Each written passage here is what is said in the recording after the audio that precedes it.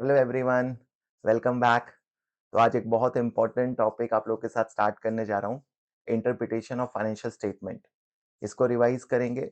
As you all know कि section C में 20 marks का क्वेश्चन यहाँ से आता है और ऐसा रेयरली कोई एग्जाम गया होगा जिसमें रेशियो एनालिसिस नहीं आए। देखो, एफआर में तीन ही एरिया से सेक्शन सी आता है। आपका राइटिंग पार्ट आता है जो आपको वर्ड प्रोसेसर या एक्सेल पे करना होता है, या तो कंसोलिडेशन से, सिंगल एंटिटी से, या रेशियो एनालिसिस से।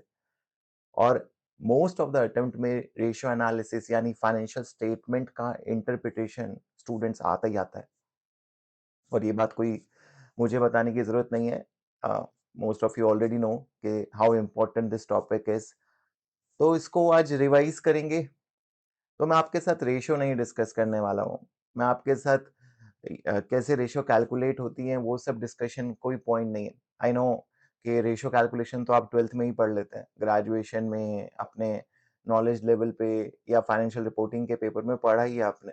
तो जो मेन कंसर्न है ना, उसको डील करते हैं कि एनालिसिस कैसे करें, अप्लाई कैसे करें, इंटरप्रेट कैसे करें, उसी को सीखने जाएंगे आज। और उसको करने के लिए एक पास्ट एग्जाम का क्वेश्चन करने जा रहे हैं, बन कंपनी। तो एसीसीए का पास्ट एग्जाम का क्वेश्चन है, आई थिंक 2019 में क्वेश्चन आया था एग्जाम में, बन कंपनी। चलो बिना किसी डिले के देखते हैं कि बन कंपनी का क्या इशू है। तो देखो, ये आपका सेक्शन सी का क्वेश्चन है, अराउंड 20 मार्क्स का। पहले क्वेश्चन डिस्कस करेंगे, इसको समझेंगे इस क्वेश्चन को, फिर आपको मैं इसका ब्रेकअप दिखाऊंगा। देखो, अगर आप रिक्वायरमेंट को देखोगे, सबसे पहले इस बन कंपनी क्वेश्चन को अभी समझते हैं इस क्वेश्चन को। बट आप रिक्वायरमेंट को देखो तो क्या कहता है, पहली रिक्वायरमेंट है 7 मार्क्स के लिए कैलकुलेटिव। मतलब आपको इसमें कैलकुलेशन करके दिखानी है। 20 में से 7 मार्क्स कैलकुलेशन के हैं, तो बचे हुए 13 मार्क्स क्या है, एनालिसिस के, थ्योरी के, राइटिंग पार्ट। और ये क्वेश्चन आपको किस में आएगा, वर्ड प्रोसेसर में। सर, ये कैलकुलेशंस भी वर्ड प्रोसेसर में करनी होगी? हाँ, आप वहां पे टेबल बना के कैलकुलेशन करके शो कर सकते हैं। कैसे टेबल बनाएंगे अभी मैं आपको शो करता हूँ। और उसके साथ साथ आपको क्या है, जो राइटिंग पार्ट है वो वर्ड प्रोसेसर में ही लिखना है दोस्तों। ठीक है। तो बी और सी एनालिसिस है, ए कैलकुलेशन है। यहाँ तक बात समझ आती है अपन लोगों को? जरा देखें इस बन कंपनी के बारे में। तो नाम से पता लग रहा है कि नाम है बन कंपनी, तो कोई बेकरी होगी जो बन बनाती है। और क्या क्या बनाती है देखते हैं, क्या इशू चल रहा है, बन कंपनी को हेल्प करते हैं। बन company is a bakery, read करो मेरे साथ। बन कंपनी कहता है, बन company is a bakery which also own two shop or cafes over last 2 years. The company has experienced। तो इसके पास दो टू शॉप्स और कैफेज हमें बताए गए हैं बेकरी कंपनी पे। ठीक है। Over last 2 year the company has experience declining profitability due to increase competition. तो कंपटीशन बहुत बढ़ गया मार्केट में। भाई कंपटीशन कहाँ नहीं है, तो कंपटीशन राइज हो गया है। ठीक है, तो प्रॉफिट डिक्लाइन हो रहा है। So director wish to investigate if this is a sector wide problem. मतलब ये क्या इंडिविजुअल प्रॉब्लम है या पूरे सेक्टर ही ये प्रॉब्लम फेस कर रहा है? तो देखो, रेशियो एनालिसिस में दोस्त क्या होता है, आपको एक बेंचमार्क दिया होता है कंपैरिजन के लिए। भई आप एनालाइज़ कैसे करोगे बिना कंपैरिजन के? या तो आप अपने पीयर से एनालाइज़ करोगे, अपने सेक्टर से, खुद से, अपने पास्ट डाटा से, तो कुछ ना कुछ कंपैरिजन तो चाहिए ना। How can you analyse without comparison? तो यहाँ पे भी बोला है कि आपको सेक्टर वाइज़ रेशियो दिए हैं डायरेक्टर को। डायरेक्टर को जानना है कि ये सेक्टर का इश्यू है, क्या इश्यू है। तो उन्होंने सेक्टर की हमें रिटर्न ऑन कैपिटल एम्प्लॉयड दी है। अब हमारे कंपनी की रिटर्न ऑन कैपिटल एम्प्लॉयड नहीं दी हुई है, सेक्टर की दी हुई है, बेंचमार्क दिया हुआ है।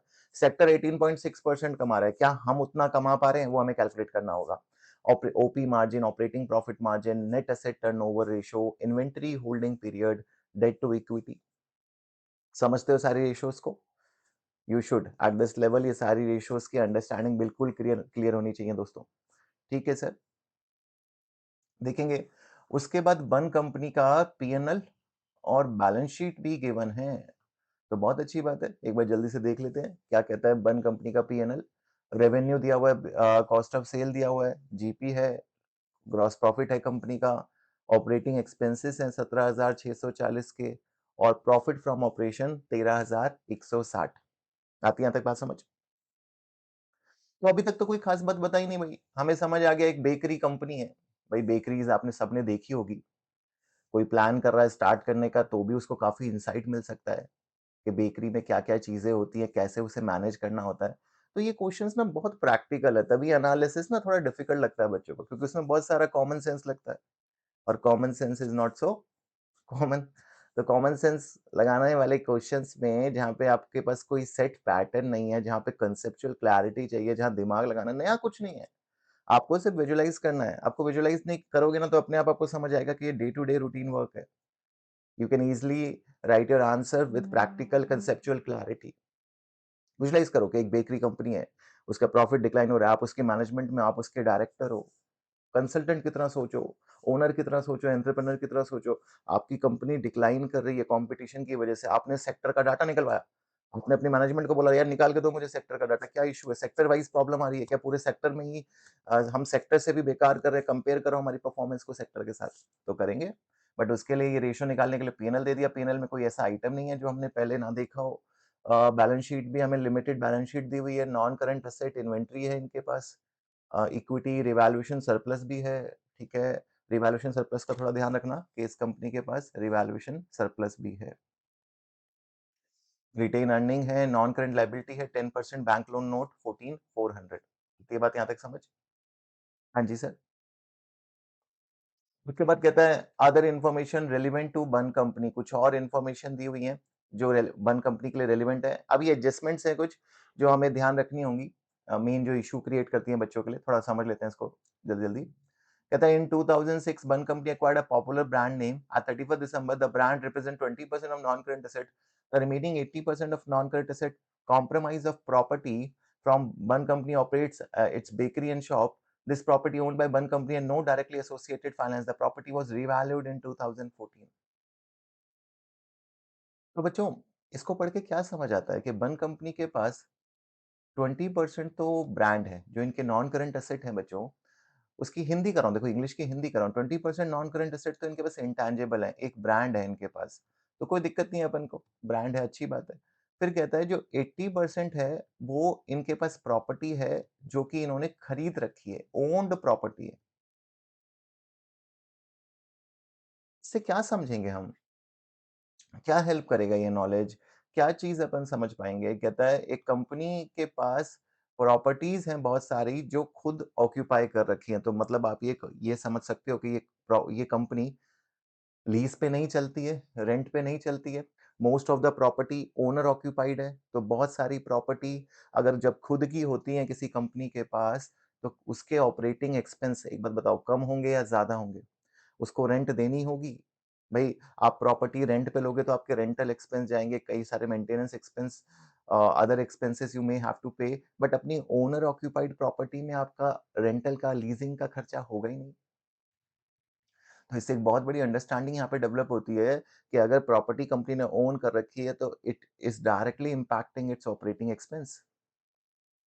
और क्या सर? यहाँ पे ये भी पता लगा कि कंपनी ने अपनी प्रॉपर्टी को रिवैल्यू किया है। अब देखो रिवैल्यूएशन एक अकाउंटिंग पॉलिसी है। तो मेरे मन में एक डाउट आता है इस बात को पढ़ के कि रिवैल्यूएशन जब आपने किया होगा तो आपने अपना कैपिटल एम्प्लॉयड, अपना बेस इंक्रीज कर दिया होगा। रिवैल्यूएशन क्या होता है? एसेट डेबिट हो जाता है आपका। आपकी इक्विटी क्रेडिट हो जाती है, रिवैल्यूएशन सरप्लस क्रेडिट हो जाता है और दूसरे साइड आपका एसेट डेबिट हो जाता है। तो one side you are increasing your capital base. So do the same accounting policy is followed by your competitors, your sector, because if they are not, we cannot compare. Better to compare with similar accounting policies because we want to evaluate performance. तो हमें तो अपन को performance देखना है ना यार, real performance कैसे पता लगेगी?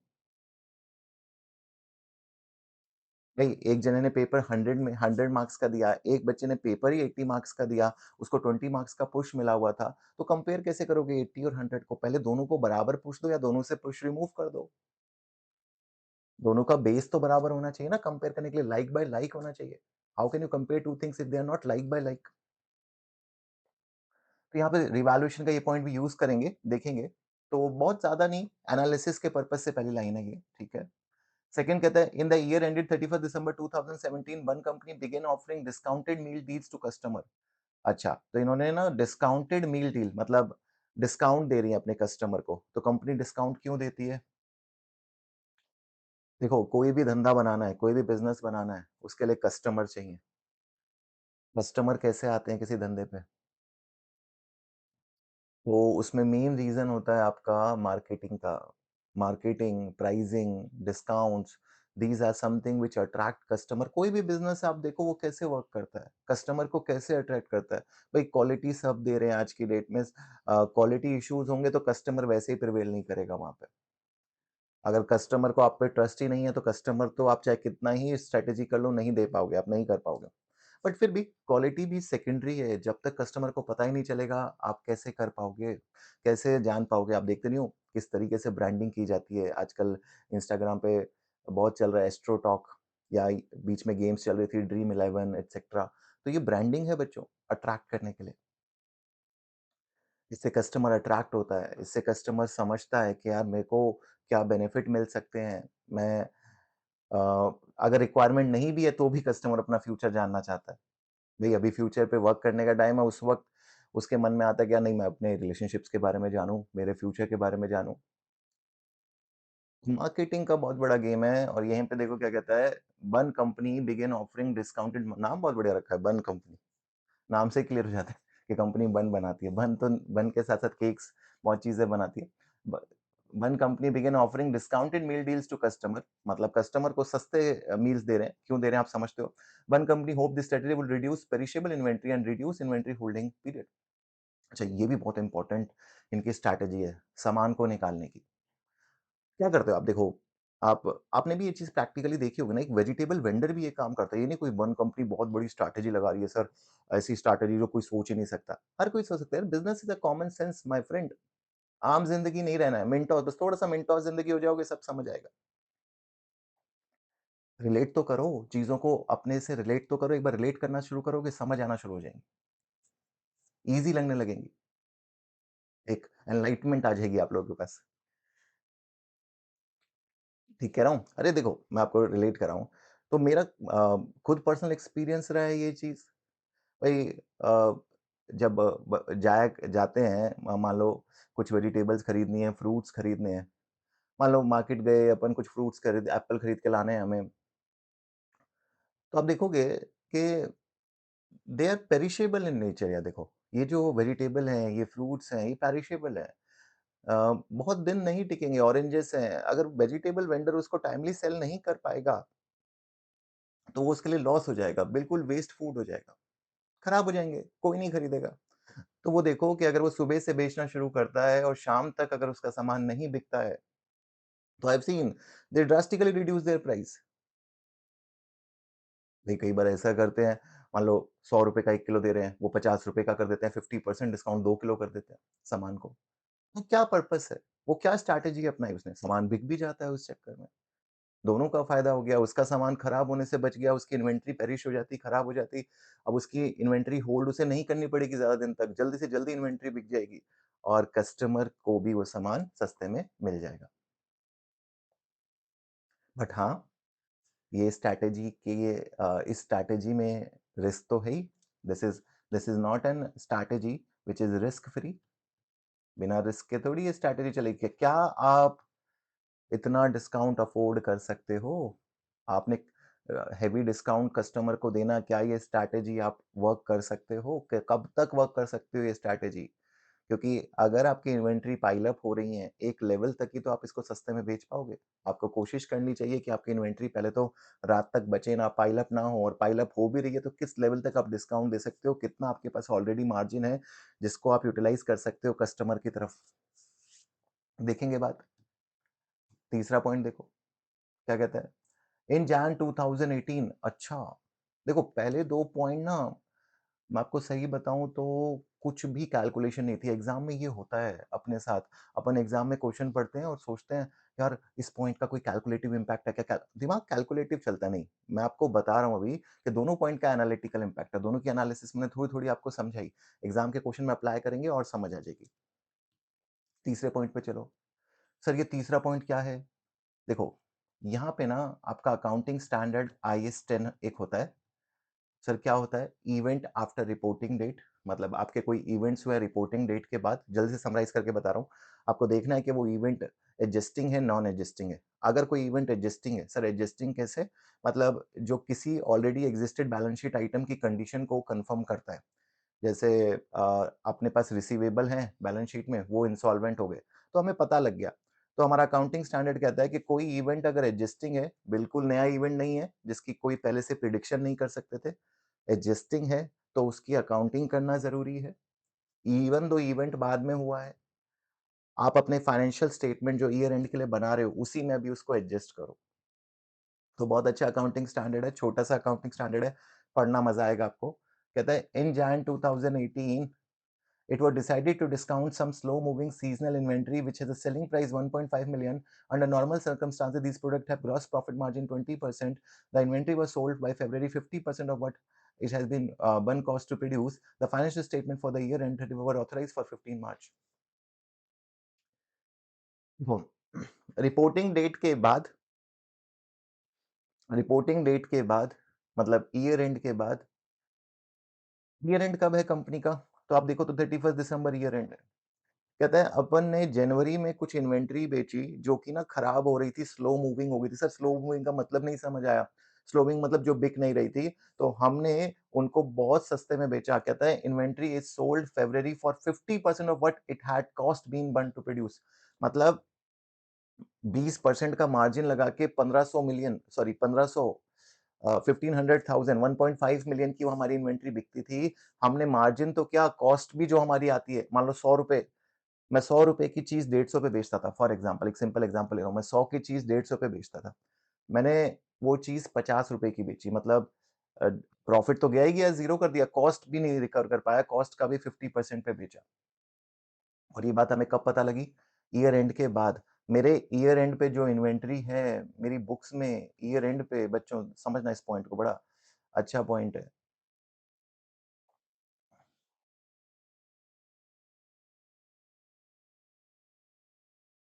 देखो, अपने पास जो ईयर एंड पे बैलेंस शीट में जो इन्वेंटरी है, जितनी भी इन्वेंटरी है मान लो ये इन्वेंटरी हम किस पे दिखाते हैं? कॉस्ट पे जनरली। इसकी कॉस्ट मैंने 100 दिखा रखी है और कुछ दिन बाद मैं इसको सेल करता हूँ, इसकी एनआरवी मतलब नेट रियलाइजेबल वैल्यू इससे पैसा मिलता है 50। अपन ने बुक्स में इसको 100 का दिखाया हुआ है दोस्त, कितने का दिखाया हुआ है? 100 का और मेरे को 10 से 15 दिन यानी 15-20 दिन में पता लग जाता है कि इन्वेंटरी कॉस्ट क्या है, ये तो कॉस्ट भी नहीं रिकवर कर पाएगी, नुकसान पे बिकेगी। तो क्या मुझे ये इन्वेंटरी इस ईयर एंड पे 100 की दिखानी चाहिए? जबकि मुझे पता चल चुका है अभी मेरी फाइनेंशियल स्टेटमेंट ऑथराइज़ नहीं हुई है, मुझे पहले से पता लग गया है कि मेरी इन्वेंटरी 100 की नहीं बिकेगी, प्रॉफिट क्या बल्कि बिकनी चाहिए थी ये 150 पे। अगर आपकी 150 की एक्सपेक्टेशन थी कॉस्ट से ऊपर बिकती आपकी इन्वेंटरी तब तो ठीक बात थी। अगर आप इन्वेंटरी को कॉस्ट से ऊपर बेच पाते दोस्त तो तब तो कोई दिक्कत नहीं थी। बट कहता है कि कॉस्ट क्या मैं तो कॉस्ट भी नहीं रिकवर कर पा रहा हूँ, मेरे को तो 50 का लॉस होगा। तो हमारा अकाउंटिंग स्टैंडर्ड कहता है ये एक एडजस्टिंग इवेंट है, अपनी इन्वेंटरी को 100 से गिरा के 50 पे दिखाओ और इस लॉस को अपने बुक्स में बुक करो। एक लॉस हो गया ना आपको। आप अपनी इन्वेंटरी को 100 से 50 पे लेके जा रहे हो तो आपको ये जो लॉस हुआ 50 का लॉस ये कहाँ जाएगा? पी&एल में जाएगा। तो ये पॉइंट भी यहाँ पे अच्छा डाला हुआ। देखो रेशियो एनालिसिस अकाउंटिंग स्टैंडर्ड से तो बच ही नहीं सकते। जो बच्चा सोचा ना अकाउंटिंग स्टैंडर्ड कौन-सा छोड़ दें, कोई अकाउंटिंग स्टैंडर्ड आप नहीं छोड़ सकते। एफआर और एसबीआर में कोई भी टेस्ट हो सकता है, कहीं भी टेस्ट हो सकता है। रेशियो में डाल दिया देखो, इससे बेटर क्या हो सकता है? तो देखेंगे इसकी कैलकुलेशन के भी मार्क्स हैं अपने पास देखो, क्या कहता है पहला ही क्वेश्चन, इतना सा क्वेश्चन है अपना छोटा-सा रेशियो एनालिसिस का, कूल माइंड से क्वेश्चन को पढ़ना है, परेशान नहीं होना है, फोकस रखना है दोस्त और क्या कहता है just for information in note 3 and calculate 2017 sector average equivalent ratio for one company. One company के लिए हमें सेक्टर एवरेज वाली रेशियोज़ निकालनी है 7 मार्क्स के लिए मतलब 5 रेशियो है मेरे ख्याल से 5 मार्क्स तो वो हो गए, 1 मार्क्स पर रेशियो मिल जाएँगे। और 2 मार्क्स हमें शायद ये इन्वेंटरी एडजस्टमेंट के दे रहे हैं कि adjust for information in note 3 देख लेते हैं कैसे करना है इसको। अच्छा यहाँ पे मैंने मार्किंग स्कीम भी आपके लिए रखा हुआ है। मार्किंग स्कीम को देखो, marking scheme total 20 marks, inventory adjustment ratio 7 marks हैं। इन्वेंटरी एडजस्टमेंट ये क्यों बता रहा हूँ? देखो confidence, trying to build your confidence के स्टेप बाय स्टेप मार्किंग है। छोड़ के नहीं आना यार, कोई एडजस्टमेंट नहीं आती तो उसको गलत-सही जितना आता है उतना करो, बचा हुआ कुछ तो आता होगा ना। 5 मार्क्स तो रेशो के हैं। क्या 5 मार्क्स डिफरेंस नहीं क्रिएट कर सकते एग्ज़ाम में? एनालिसिस में बच्चे सोचते हैं कि हम एग्ज़ाम लेवल की एनालिसिस लिख के आएँगे, सर वो नहीं लिख पाएँगे तो कुछ नहीं। अरे ठीक है, एक लिमिटेड लेवल पे लिखो, एग्ज़ामिनर खुद मना करता है कि वो वाली एक्सप्लेनेशन जो मैंने आंसर में दी है, it is not expected from student. भई एग्ज़ामिनर ने भी वो 3 घंटे के सिनेरियो में थोड़ी लिखी है दोस्तों। कई सारी टीम बैठती है, फिर जाके वो एनालिसिस लिखी गई है। वो कोई एग्ज़ाम सिनेरियो की एनालिसिस नहीं है जो आप वर्ड टू वर्ड लर्न करे जा रहे हो और उसको रिपीट करके आने की सोच रहे हो। और उससे कोई फ़ायदा भी नहीं आएगा। आपके मार्क्स आ भी जाते हैं, आपको कुछ उससे फ़ायदा मिल भी जाता है, तो रियल प्रैक्टिकल लाइफ़ में आप कुछ नहीं सीखोगे। नील बटा सन्नाटा, वो 0 बाय 0 ही रहना है। सीखने के लिए अंडरस्टैंडिंग ज़रूरी है, अपनी लैंग्वेज ज़रूरी है, बात को अपने तरीके से कहना ज़रूरी है। भई एक ही बात अ, कई लोग कई तरीके से कहते हैं। बट जब तक वो बात आप अपने तरीके से नहीं कहोगे ना, ना आपको खुद समझ आएगी, ना सामने वाले को समझ आएगी। सबका कहने का तरीका ही तो होता है। भई भगवान राम भी हमें कुछ समझा के गए, कृष्ण भी समझा के गए, सबका समझाने का तरीका अलग है ना, कि किस तरीके से जीवन को जीना चाहिए। बट समझ जिसको जैसा आए, वो उस तरीके से समझता है। बट रिपीटेशन कोई नहीं करता है, कि भई सीधा वेद उठाए और वेद का रिपीटेशन कर दिया, वही लैंग्वेज, नहीं समझ आएगा। तो वो आपको समझना है, एनालाइज़ करना है, फिर उसको रिप्रोड्यूस करना है अपने टर्म्स में, अपनी अंडरस्टैंडिंग से, कुछ और डालना चाहो ऐड भी कर सकते हो, कुछ कम करना चाहो कम कर सकते हो।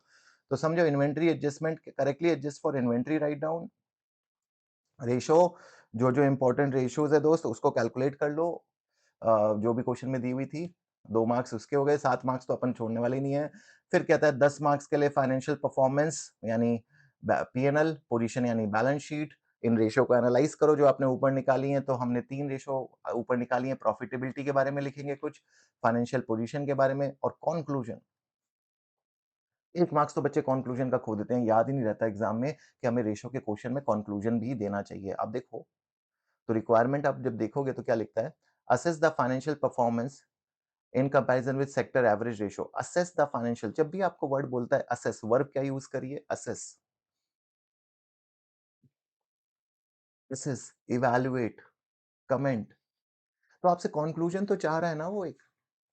असेस करने का क्या मतलब होता है? असेस करने का मतलब है इस एंटिटी के बारे में बताओ, इसको इवैल्यूएट करो, इसकी इसमें क्या अच्छाई है, क्या बुराई है, उसके बारे में बताओ और एक कंक्लूजन दो हमें। कंक्लूजन का 1 मार्क्स एग्जामिनर दे रहा है 10 में से।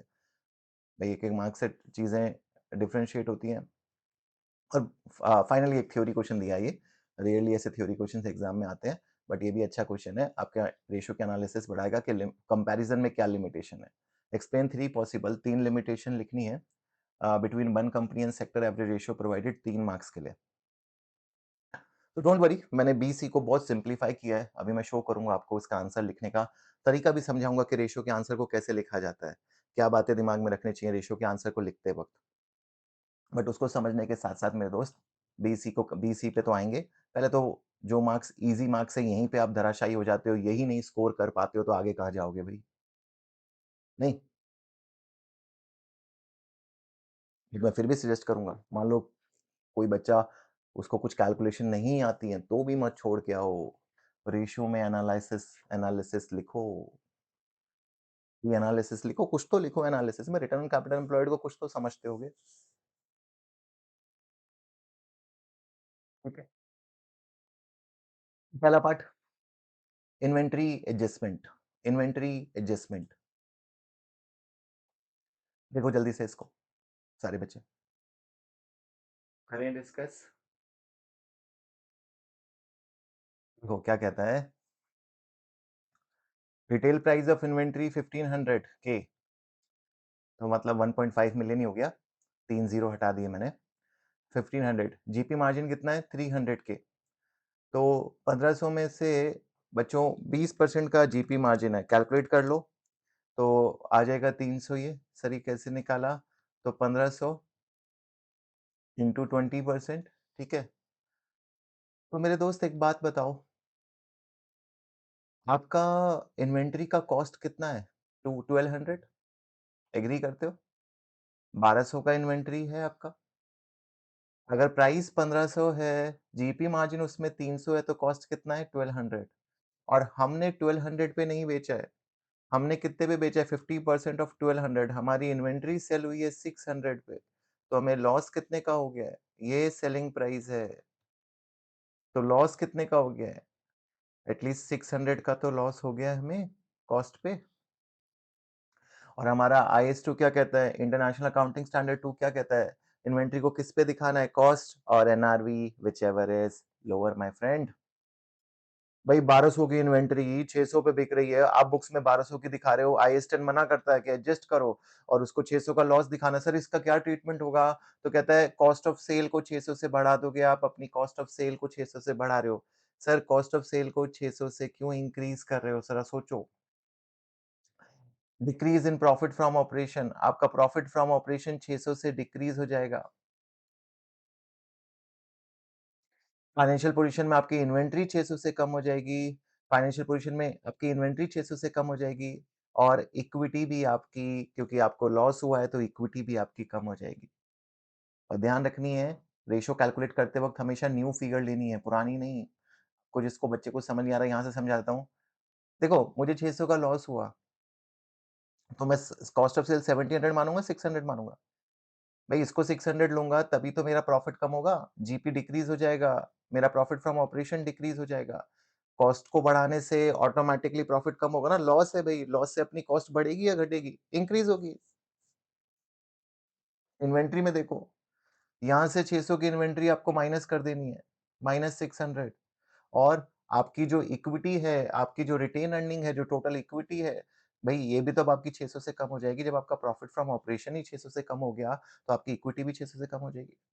इतना डुअल एस्पेक्ट तो इस लेवल पे समझ आता होगा बच्चों को कि भाई एक लॉस है, वो आपकी कैपिटल को भी कम करेगा और एसेट को भी कम करेगा। करेगा, नहीं करेगा? बिल्कुल सर। तो देखो, फिर हमने रेशियो कैलकुलेट कर दी, कोई दिक्कत ही नहीं है। सर, सबसे पहले आपने निकाली रिटर्न ऑन कैपिटल एम्प्लॉयड, फिर OP margin, inventory holding period, debt equity ratio, फिर एसेट टर्नओवर। सर यही क्यों निकाली? भई मेरे को सेक्टर की यही अवेलेबल थी। आपको ऐसे ही बॉक्स बनाना है वर्ड प्रोसेसर पे, टेबल बना लेना, ऑप्शन है, ऑप्शन आएगा आपको वहाँ पे टेबल आप ड्रॉ कर लो, उस टेबल में एक बनाओ मैट्रिक का कॉलम, रेशियो का कॉलम, एक में आप लिखो खुद की कंपनी का, दूसरी कंपनी का और कैलकुलेशन आप कैसे भी शो कर सकते हो, अपनी कंपनी के साथ शो कर सकते हो, अलग से शो कर सकते हो कैलकुलेशन। अच्छा कई बच्चे ना मुझसे यहाँ पे एक डाउट पूछते हैं, डाउट ये पूछते हैं कि सर कैलकुलेशन शो करना क्या ज़रूरी है? मैं डायरेक्टली कैलकुलेटर पे करके इसका आंसर नहीं लिख सकता? 26.9% आपने यहाँ जो सेपरेटली कैलकुलेशन दिखाई क्या ज़रूरी है? हाँ बच्चों, हर एग्ज़ामिनर रिपोर्ट में एग्ज़ामिनर ये बात मेंशन करता है कि बच्चे कैलकुलेशन शो नहीं करते हैं। देखो इसका 2 बेनिफिट है। पहला, एक तो एग्ज़ामिनर को ये पता लग जाता है कि आपने ये कैलकुलेट कैसे किया है? कहीं से टेपा तो नहीं है, किसी की चीटिंग तो नहीं करी है, आपने ये खुद कैलकुलेट किया है। दूसरा, अगर आपसे कोई कैलकुलेशन मिस्टेक होगी ना, तो वहाँ भी आपको मार्क्स आपके बच जाएँगे। एग्ज़ामिनर विल अंडरस्टैंड कि आपने फ़ॉर्मूले में क्या फ़ॉर्मूला लगाया है, आपको फ़ॉर्मूला लिखने की ज़रूरत नहीं है। हाँ, जो बच्चे कहते हैं सर क्या मुझे फ़ॉर्मूला लिखना है profit upon capital employed into नहीं, बट ये फिगर्स लिखो, ताकि उसे समझ आए कि आपने कैसे कैलकुलेट किया है। आपसे मान लो मल्टीप्लाई डिवाइड में गलती हो गई, तो आपके मार्क्स नहीं कटेंगे, एग्ज़ामिनर को समझ आ जाएँगे या कम कटेंगे। ज़रूरी है इन छोटी-छोटी चीज़ों का ध्यान देना, तो ब्रेकअप ज़रूर दिखाओ कैलकुलेशन का। हाँ, वो यहीं पे दिखा सकते हो 29.6% के साथ या अलग से दिखा सकते हो, सब टाइप किया हुआ है ये। टाइप करके दिखाना है क्योंकि एक्सेल तो है नहीं है, तो वर्ड प्रोसेसर है, बस टेबल बना के नॉर्मल टाइप अपने कैलकुलेटर पे कैलकुलेट करके पुट करते जाओ। यहीं पे एक और कॉलम कमेंट का बना सकते हो, अगर एनालिसिस साथ-साथ करनी है, हालाँकि मैं रिकमेंड करता हूँ कि एनालिसिस को आप अलग से करो। ठीक है? तो जैसा ठीक लगता है, वैसे आप कर सकते हो। अब बाकी मैं आपको थोड़ा-सा कैलकुलेशन समझाता हूँ, बाकी आप सबको मालूम है रिटर्न ऑन कैपिटल एम्प्लॉयड क्या होता है, profit upon capital employed into 100, OP margin क्या है, operating profit upon sales into 100, inventory holding period आपको मालूम है, average inventory upon purchase into 100 into 365 sorry and debt to gearing ratio, debt upon equity, asset turnover ratio, you know turnover upon net asset. तो ratios तो अभी इतना focus नहीं है, देखो कैसे निकाला है, 12,560 ये क्या ले लिया? प्रॉफिट। सर प्रॉफिट दिखाना कितना दिया हुआ है? आप देखो प्रॉफिट कितना दिया हुआ है आपको। प्रॉफिट 13,160 है सर, यहाँ 12,560 क्यों लिया? ये 600 माइनस क्यों कर दिया? भई नया प्रॉफिट लेंगे ना बच्चों, after loss adjusted profit after loss आपका कितना प्रॉफिट बचा, उसको लिया जाएगा। पुराने वाले प्रॉफिट को नहीं लेंगे। नीचे क्या लिया है? कैपिटल एम्प्लॉयड में 32, 32,280 और 14,400 ये क्या चीज़ आई कैपिटल एम्प्लॉयड में? तो देखो capital employed return on capital employed में आप कैपिटल कौन सी लेते हो? सिर्फ इक्विटी लेते हो या दोनों लेते हो? दोनों लेते हो। 32,880 प्लस 14,400 और यहाँ पे लिया हमने 13,280 तो ये 600 माइनस करने के बाद देखो ऊपर दिया 32,880 600 हटा के लिया हुआ है। ओपी मार्जिन निकाला, ये क्या है हमारी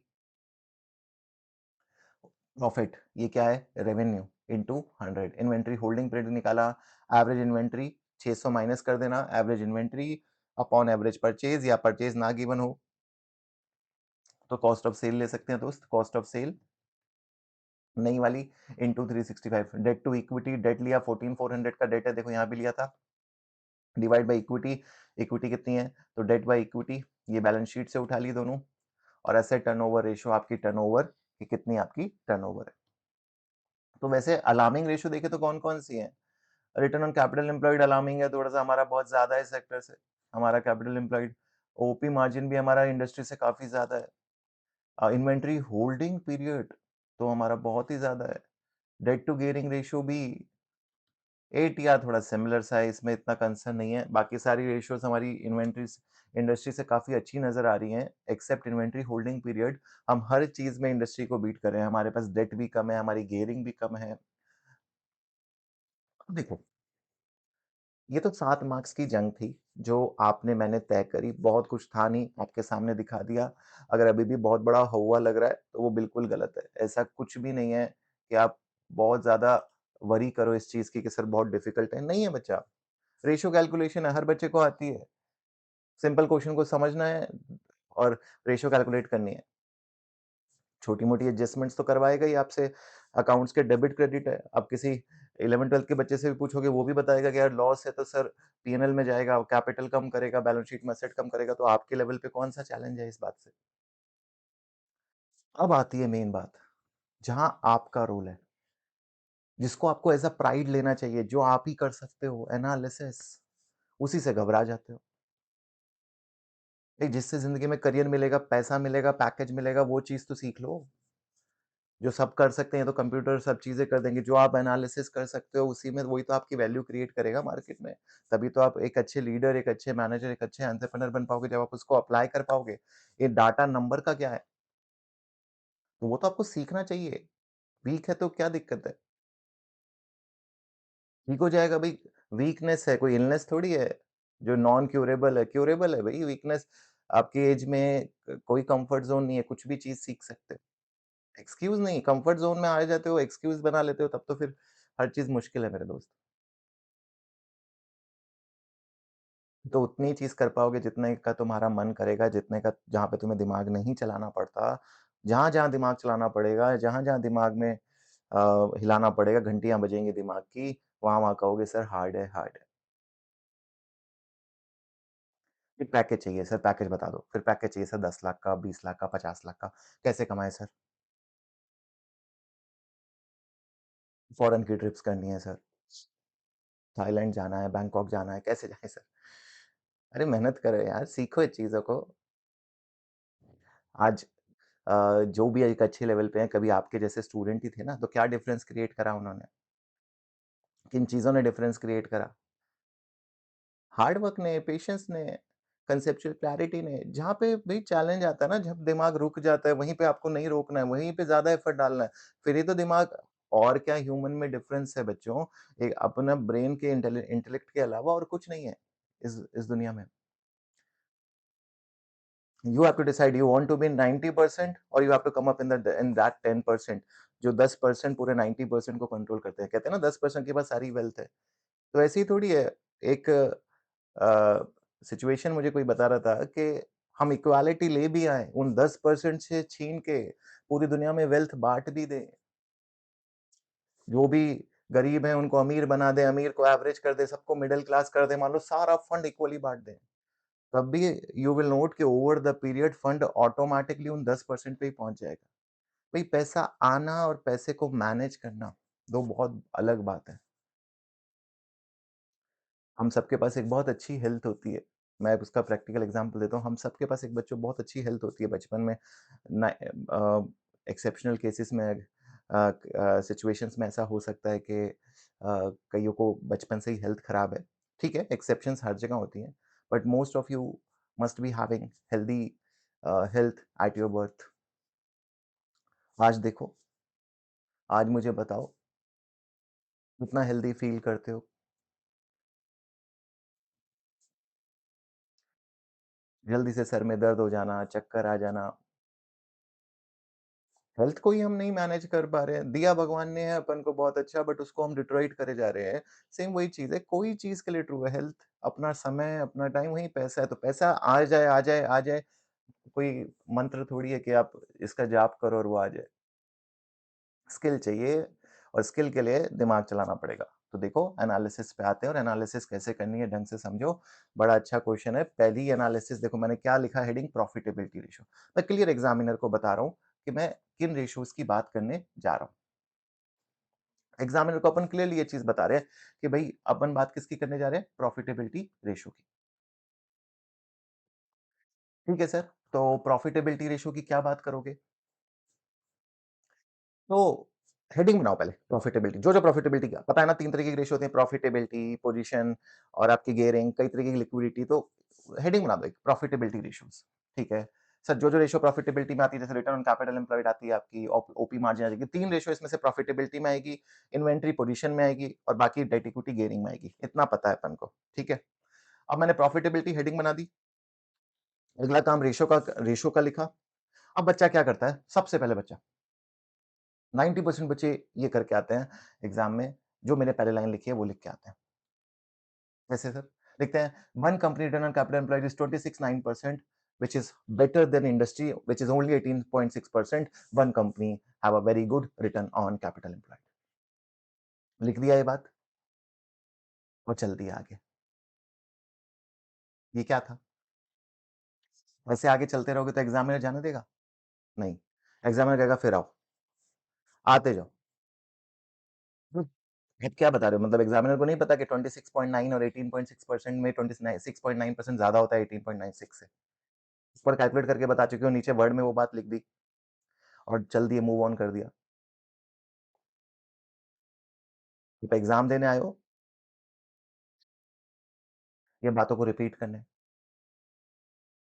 एग्ज़ामिनर को समझ नहीं आएगा क्या बच्चा? बीकॉम का एग्ज़ाम है क्या? कुछ भी घुमा दोगे। कुछ नहीं मिलेगा इसमें मार्क्स। बच्चे कहते सर मैं तो एनालिसिस करके आया हूँ, एनालिसिस थोड़ी है, ये रिपिटेशन है, क्रैमिंग है। अरे रीज़न कुछ क्वेश्चन से निकाल के रीज़न दो ना, कुछ इस पे बात करो ना, कि इसका क्यों ज़्यादा है? क्या रीज़न हो सकता है? डायरेक्ट, इनडायरेक्ट क्वेश्चन को पढ़ा है, आपने समझा है वन कंपनी का 26 पॉइंट ठीक है, मैं भी समझता हूँ, लिखो ये लाइन, मैंने भी लिखा है आउट परफॉर्मिंग, सेक्टर को आप आउट परफॉर्म कर रहे हो, बट क्वेश्चन में इतनी सारी बातें लिखी थी, वो व्यर्थ थी क्या? उनका कुछ तो रेफरेंस होगा ना मेरे दोस्त, सोचो, कुछ तो रेफरेंस होगा। सर क्या रेफरेंस? जैसे सबसे पहली बात, रिवैल्यूएशन। भाई रिटर्न ऑन कैपिटल एम्प्लॉयड पे डिपेंड करती है और क्योंकि आपने रिवैल्यूएशन किया हुआ है, आपका capital employed already capital base ज़्यादा होगा आपके कॉम्पिटिटर से, इसलिए कंपैरिज़न, अगर आपके कॉम्पिटिटर रिवैल्यूएशन पॉलिसी फॉलो नहीं करते, तो ये कंपैरिज़न ठीक नहीं है। हमें हमें कंपेयर करना है अकाउंटिंग पॉलिसीज़ की परफॉर्मेंस को नहीं, हमें बिज़नेस की परफॉर्मेंस को करना है, तो अकाउंटिंग पॉलिसी को रिमूव करके या दोनों जगह सेम करके ही कंपैरिज़न हो सकता है। पहली बात तो ये लिखो। बाकी रिटर्न ऑन कैपिटल एम्प्लॉयड आपको मालूम है 2 रेशियो पे डिपेंड करती है। कौन-सी 2 रेशियो पे डिपेंड करती है? मार्जिन्स पे डिपेंड करती है और दूसरा टर्नओवर पे। इसका टर्नओवर भी अच्छा है, इसके मार्जिन भी अच्छे हैं, इसलिए इसकी रिटर्न ऑन कैपिटल एम्प्लॉयड तो अच्छी आनी ही आनी है। लग रहा है ना कुछ आंसर? तो सिर्फ good, bad, analysis, analysis, analysis धीरे-धीरे, धीरे बच्चों आती है। ये कोई ऐसा नहीं है, एक दिन में आपके दिमाग में घुस जाएगी, मेरे एक क्वेश्चन कराने से आपके दिमाग में घुस जाएगी।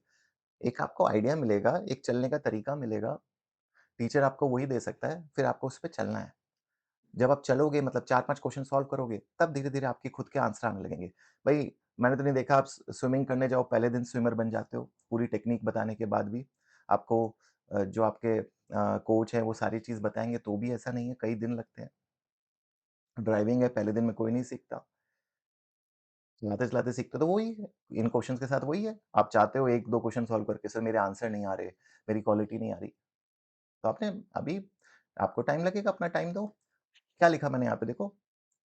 However, this may be partially inflated by a revaluation surplus in one company asset. कहता है रिटर्न ऑन कैपिटल एम्प्लॉयड में भी inflated क्योंकि वन कंपनी के एसेट की वजह से excluding this surplus would show an even higher ROC. कहता है वन कंपनी ने रिवैल्यूएशन कर रखा है, इन कंपनियों ने रिवैल्यूएशन नहीं कर रखा। अगर इस वन कंपनी का हम रिवैल्यूएशन हटा दें तो we will get more better picture. So it is not a like by like comparison. We should compare after removing revaluation or ensure that both parties or the benchmark and the company is having revaluation. बस इतना सा लिखना। देखो मैंने थोड़ा और detail, ये extra ही लिखना चाहो एग्जाम में लिखो, वरना मत लिखो। ना भी आप लिख देते हो ना, बहुत है यार। ताकि कोई आपसे कहे ना कि नहीं ये कम है, एग्जामिनर ने बहुत ज्यादा लिखा है, उसको लिखने दो, आप वरी मत करो। भाई लिखा ही नहीं जा सकता, एक टाइम कंडीशन भी तो है, वो टाइम नहीं देख रहे आप, इतना भी लिखना, सोचना, सब काम कितना पॉसिबल है बेटा एग्जाम कंडीशन में रिलेटेबल रहना है। देखो मैंने यहाँ पे समझाया है बस आपके लिए। If one company competitor haven't revalued their asset, their capital value would appear lower than one company. भाई जिसने रिवैल्यू कर दिया उसका एसेट ज्यादा आएगा, जिसका नहीं आया उसकी वैल्यू कम आएगी। Even if they have similar asset, this make it hard to compare ROC directly because one company capital base is higher due to revaluation, which could make one company ROC look different। Wrong नहीं बोला, look different, just because accounting choice is not necessary performance. तो आप exact performance नहीं compare कर पा रहे हो। हालांकि आई एग्री कि रिटर्न ऑन कैपिटल एम्प्लॉयड आप रिवैल्यूएशन को जब हटाओगे तो कैपिटल बेस गिर जाएगा, तो हो सकता है और बढ़ ही जाए, रिटर्न ऑन कैपिटल एम्प्लॉयड और भी ज्यादा है जितना अभी आ रहा है।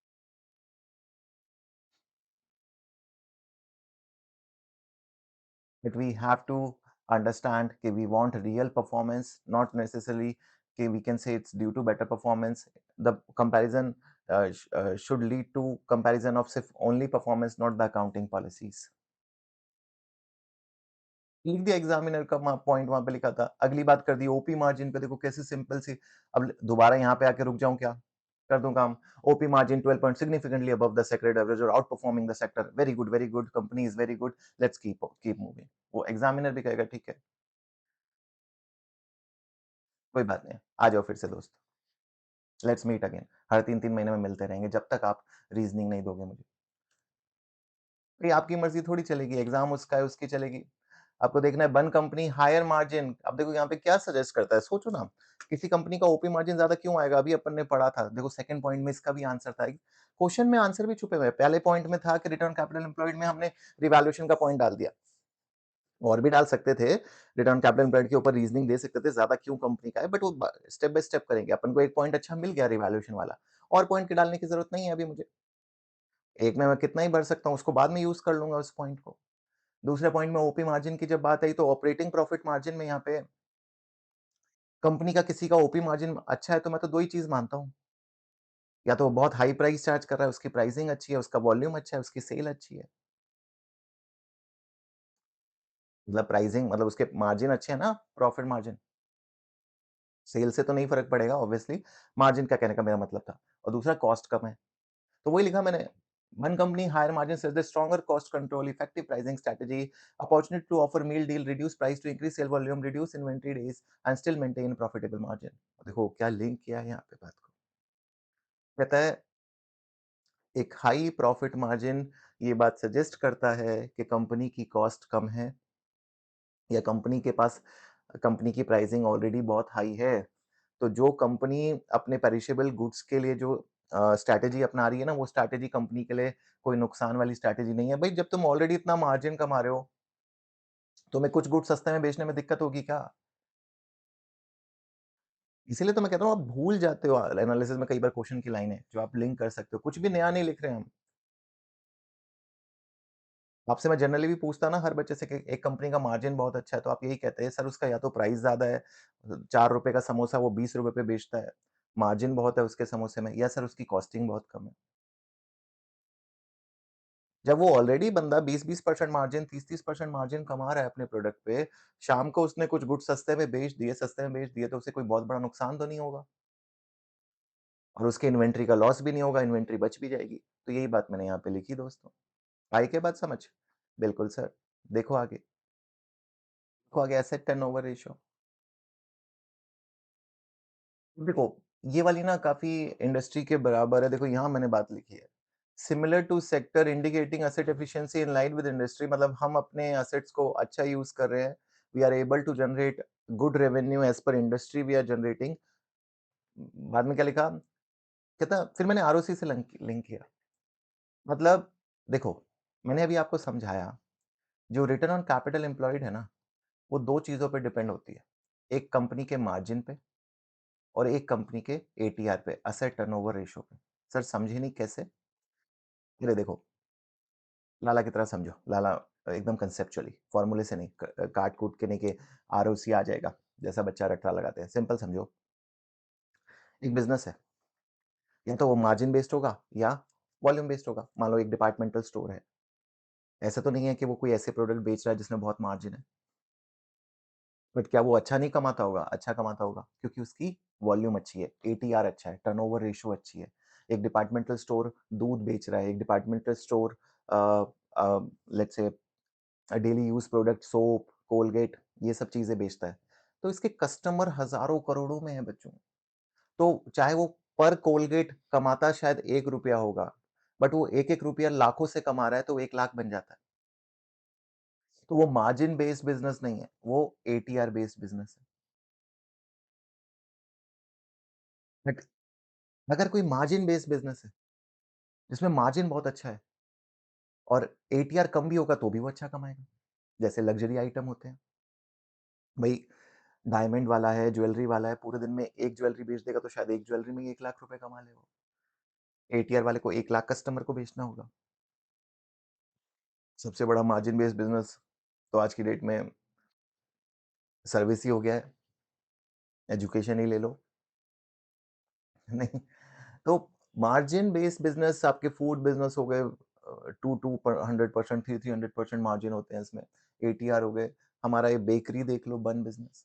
बेकरी में मार्जिन कम थोड़ी होते हैं, आपके सामने शो हो रहा है। प्रैक्टिकल क्वेश्चन बनाते हैं, देखो कितना। तो मार्जिन है, तो इस मतलब इसका एटीआर, एटीआर रीज़न नहीं है, एटीआर इसका इंडस्ट्री के जैसा ही है। ये आउट परफॉर्म अपने मार्जिन्स की वजह से कर रही है। यहाँ से हमें ये बात कन्फर्म हो गई। It's ROC is still much higher, suggesting that margin are the key drivers. इसे लिखना है आंसर।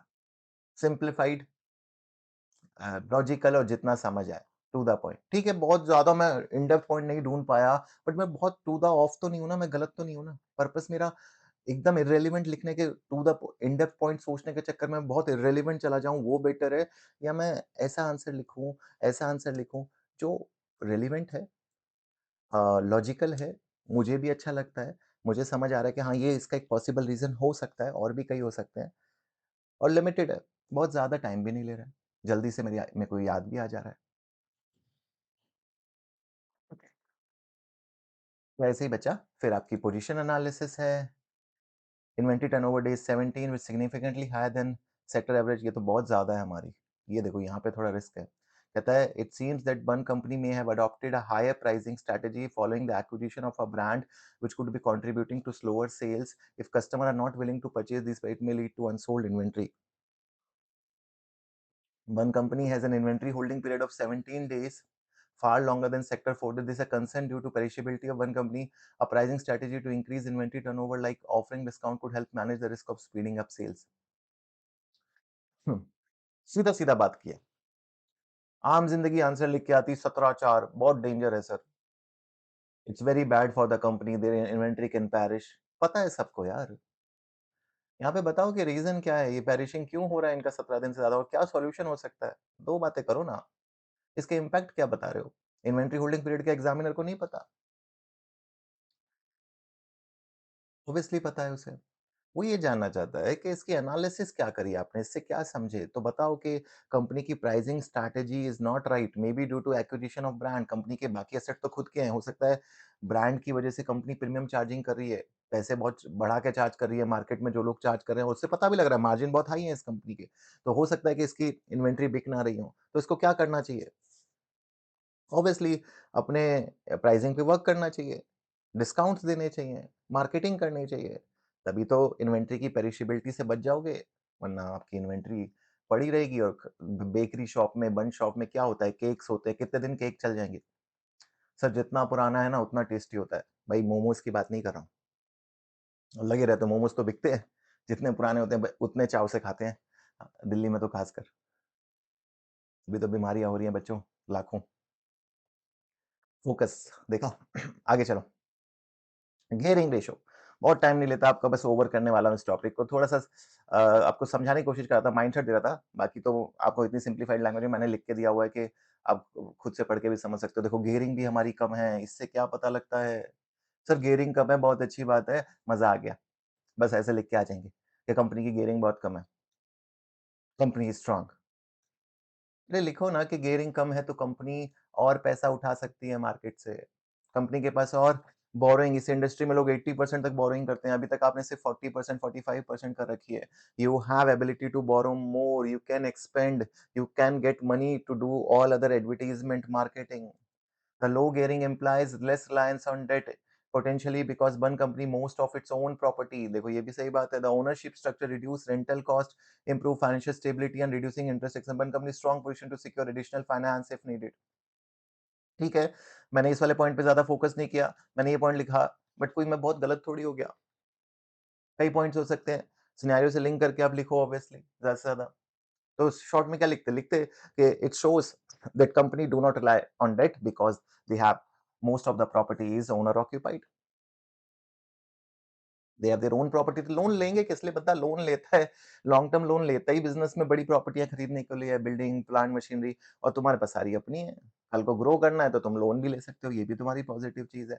तो इस कंपनी को लेके मुझे तो कहीं कमी नहीं दिखाई दी, सिर्फ एक चीज को लेके इस कंपनी में मैं कंसर्न है. अगर मुझे कंक्लूजन लिखना हो तो मैं सिर्फ कंसर्न हूँ इस कंपनी के इन्वेंट्री से, कि कंपनी इन्वेंट्री को मैनेज ढंग से नहीं कर रही है. इसको अपनी इन्वेंट्री के ऊपर वर्क करना चाहिए. बाकी सब चीजें इस कंपनी में मोर और लेस मुझे ठीक लगी, तो मैं कंक्लूजन लिख दूंगा छोटा सा. देखो यहाँ तो थोड़ा ज्यादा लिख दिया है, इससे कम ही लिखना आप. क्या?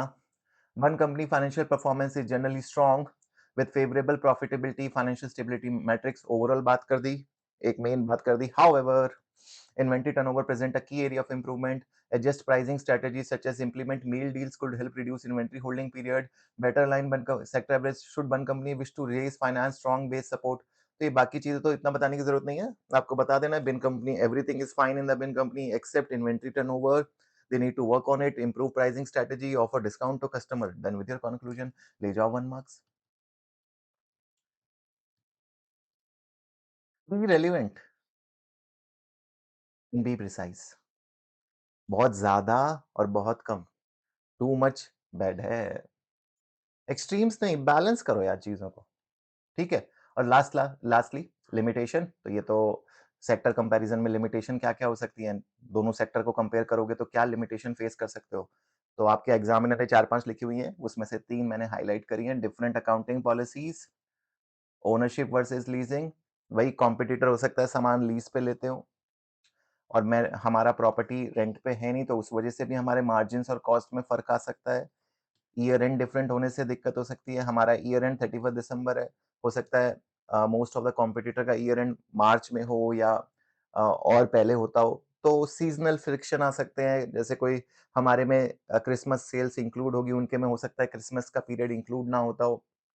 तो बहुत सारे सीजनल फैक्टर्स से भी हमारी रेशियोज कंपेरेबल नहीं रहेंगी. मतलब ये क्वेश्चन यही है कि limitation of ratio analysis with sector. जब आप सेक्टर से कंपेयर करते हो तो सिर्फ अकाउंटिंग पॉलिसी इशू नहीं बनता, और भी कई सारे फैक्टर बनते हैं. जैसे हम ओनरशिप मॉडल पे चलते हैं, वो लीजिंग पे चल रहे हो, हमारा ईयर एंड अलग है, उनका ईयर एंड अलग है. तो हमारे इसमें सीजनल फैक्टर इंक्लूडेड है, उनके में अभी सीजनल फैक्टर इंक्लूडेड नहीं है. तो उन सब से हमारा हेवी टर्नओवर नज़र आ सकता है, क्योंकि हमारे सीज़न में हेवी सेल्स है, उनका भी आना बाकी है, तो वो एक डिस्टॉर्ट कर सकता है कंपैरिज़न को. देख ले तो सिंपल थ्योरेटिकल है, different accounting policy, ownership, leasing, different year ends. होती है बात यहाँ तक मेरे दोस्तों को सबको समझ? तो ये हमने आज बच्चों आप लोगों के साथ एक बहुत ज़रूरी क्वेश्चन मैंने डिस्कस किया, रेशियो एनालिसिस. एक क्वेश्चन एग्जाम का बन कंपनी, इसको दोबारा करो. ये नहीं कि शुरू हो गए कोई दूसरा क्वेश्चन, पहले इसी क्वेश्चन को दोबारा करो.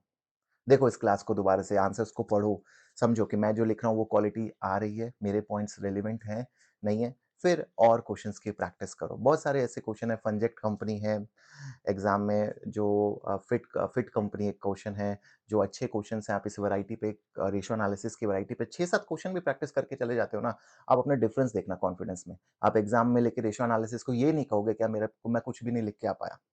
20 मार्क्स है, you can easily able to score at least 12 to 15 marks. बहुत टफ क्वेश्चन आ जाता है तो मैं बात कर रहा हूँ, वरना एवरेज क्वेश्चन में you can score easily more than 15 plus और ये आपको हार्ड नहीं लगेगा। So hopefully all of you able to understand little bit about ratio analysis, कैसे उसको एग्जाम में अप्लाई करना है। So keep practicing. Do let me know if you face any doubt in this topic. Bye bye all of you, take care.